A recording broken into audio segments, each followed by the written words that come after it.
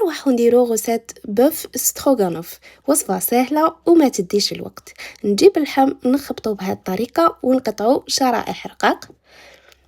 من بعد انا كنت درت الماء تاعي يغلي باش نطيب فيه المقارون، نزيد الملح ونخليه يطيب. هنا نجيب مقله ندير فيها شويه زيت وزبده ونقلي اللحم تاعي.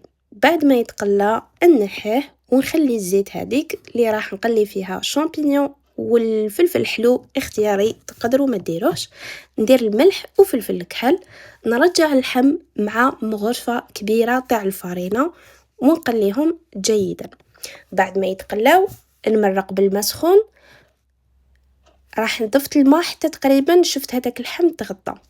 في الاخير راح نضيف الكريمه السائله، درت تقريبا كاس. شوفوا كيفاش تتقال لاصوص تاعي هنا راهي واجده.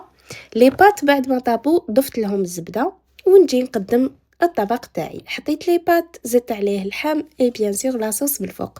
ان شاء الله تكون عجبتكم الوصفه، نتمنى تجربوها وتخلوا لي رايكم في التعليقات. الى اللقاء.